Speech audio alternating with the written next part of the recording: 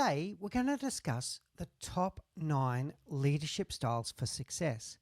And we're going to answer that age-old question. What is the best leadership style? The final answer is going to surprise you, so make sure you stick around to the end.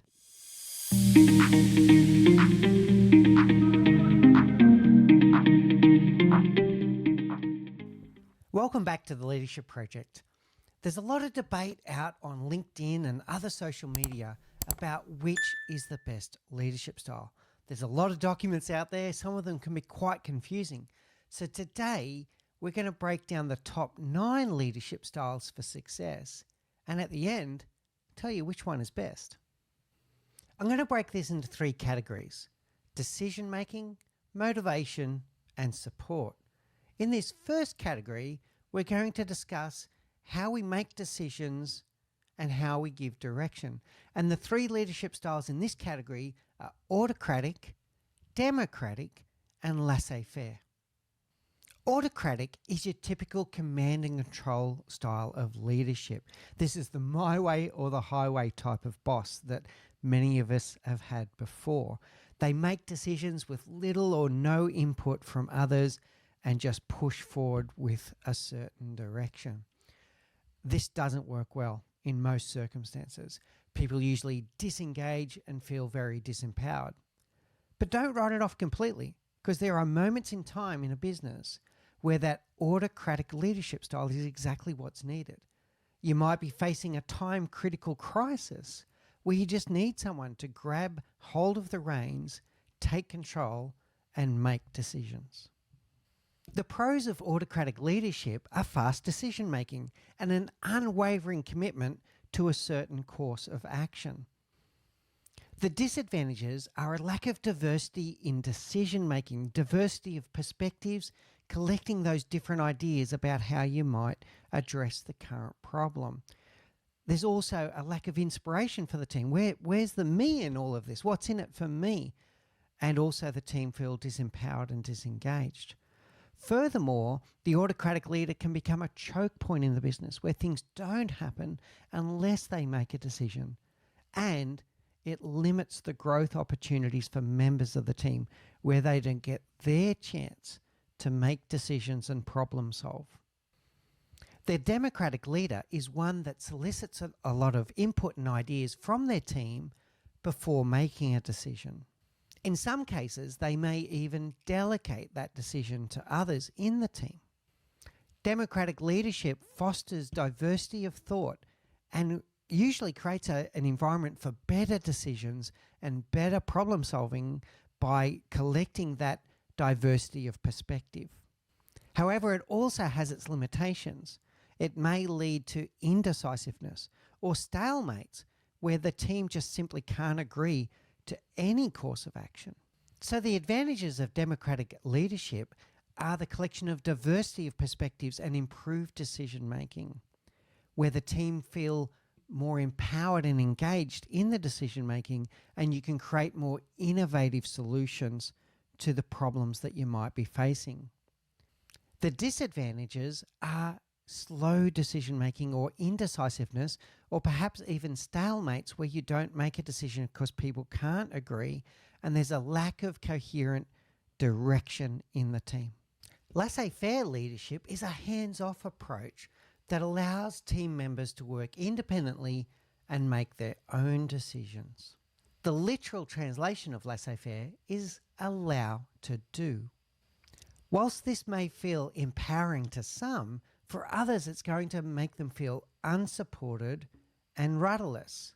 And it can lead to a lack of purpose alignment and strategic alignment, with people all running off in different directions. However, don't write this off completely, because it can work very well when you have a very highly experienced team that are experts in their field, as long as those team members then consult and collaborate effectively with each other. The pros of laissez-faire leadership are empowerment, creativity, and enhanced problem-solving skills on behalf of the individual, because they're often left to fend for themselves. The cons are when people don't feel supported, where they feel lost, where there's a lack of purpose alignment, and when people start just running off in all different directions. The next category of leadership relates to how we motivate people and inspire them into action. And this includes visionary leadership, transactional leadership, and transformational leadership. Your visionary leader is someone who has an eye on the bigger picture. They are purpose-driven and are able to articulate with deep clarity a vision for the amazing things that the team or the organization can achieve, maybe to go on to change the world or change their industry. They often won't care how things are done as long as we get there. So an eye on the prize, an eye on the destination, an eye on the vision of what can be created. The benefit of visionary leadership is, well, it's very inspiring. And visionary leaders are often able to attract and retain a team around them who believe in the things that they believe. They believe in the cause. And visionary leaders are usually highly committed. This is a passion that they will pursue no matter what. The disadvantage is that they're often quite disconnected from what's happening on the ground, and they don't have a high level of attention to detail. Transactional leadership is driven by reward and punishment, the so-called carrot and stick approach.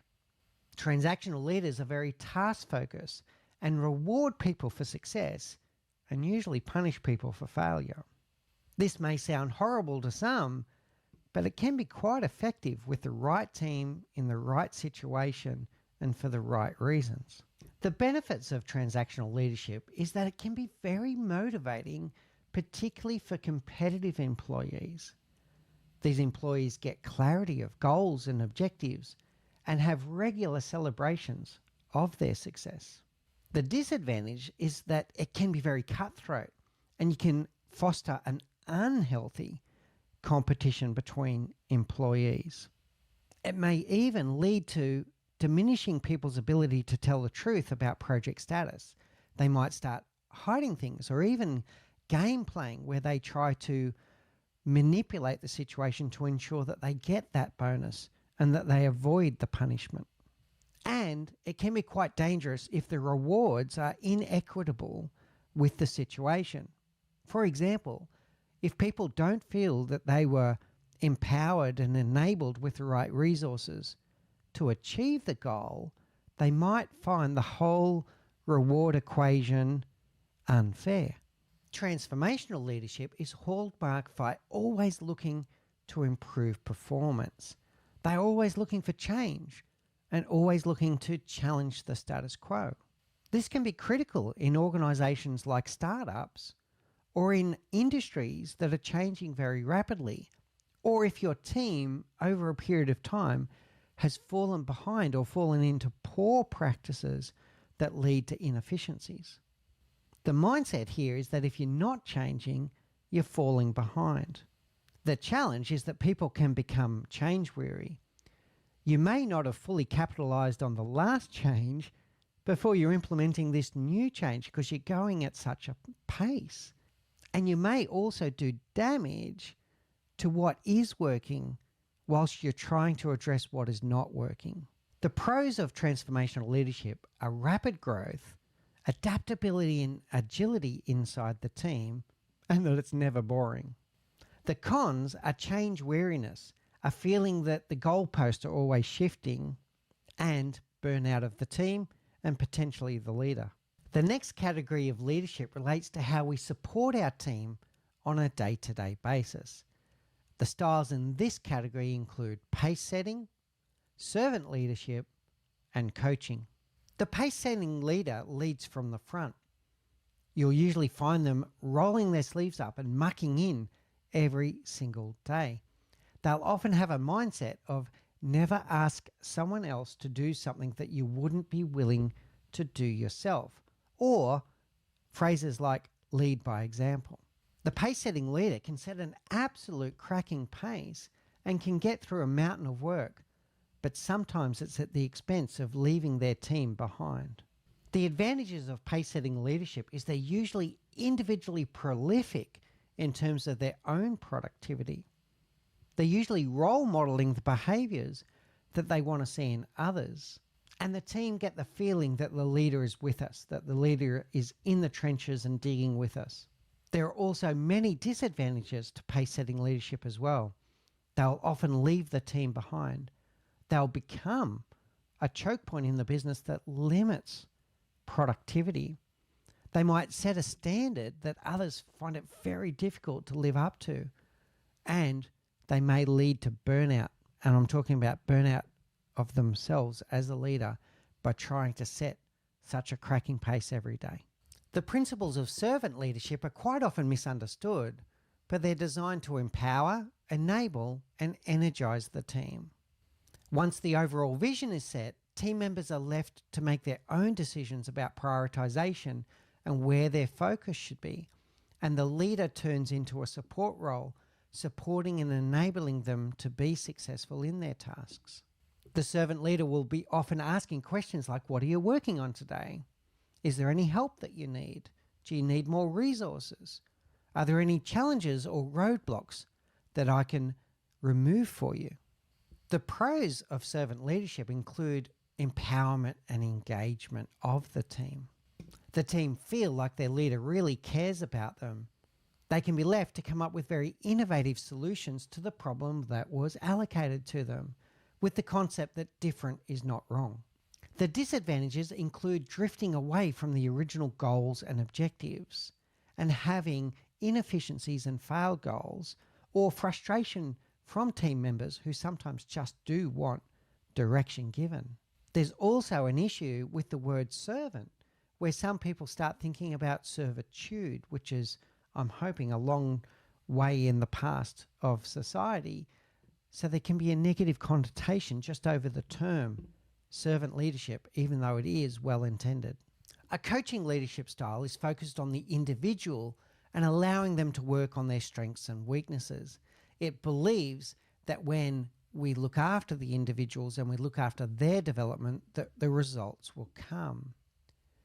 A coaching leader will encourage and hold space for self-reflection, looking for the person to ask themselves questions about what's working well, what's not working well, what can I do differently?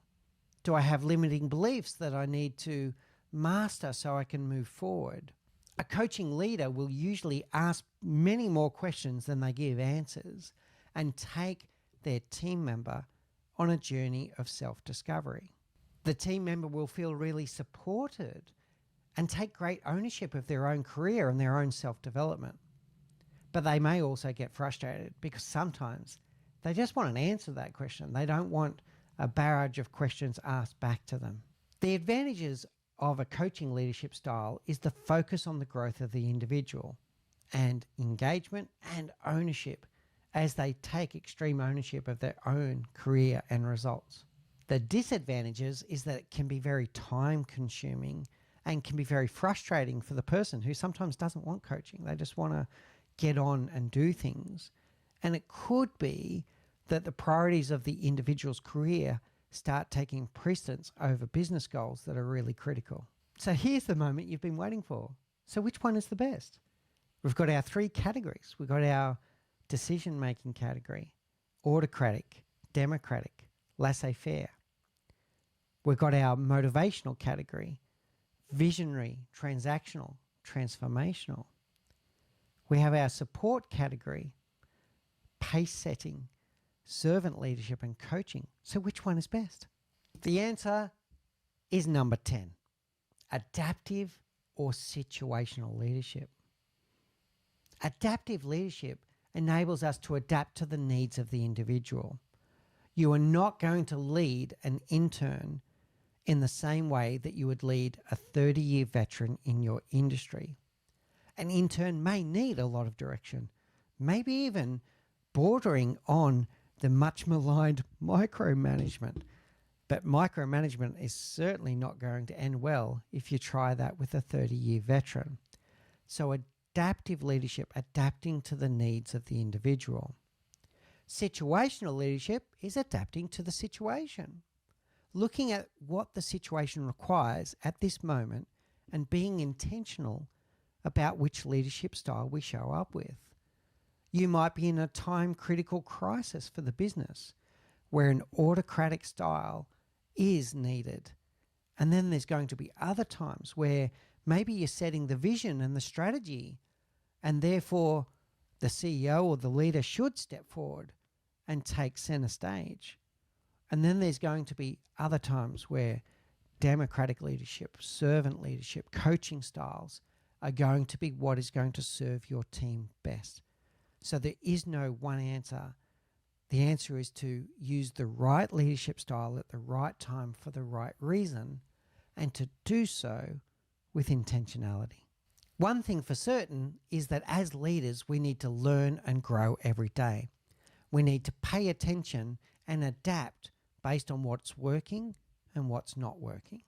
We also need to develop different traits as a leader, such as authenticity, vulnerability, and humility. If you would like to know more about leadership traits, click on the link that's just popped up in the bottom left-hand side of your screen. Keep watching for more great leadership tips from the Leadership Project as we learn together and lead together.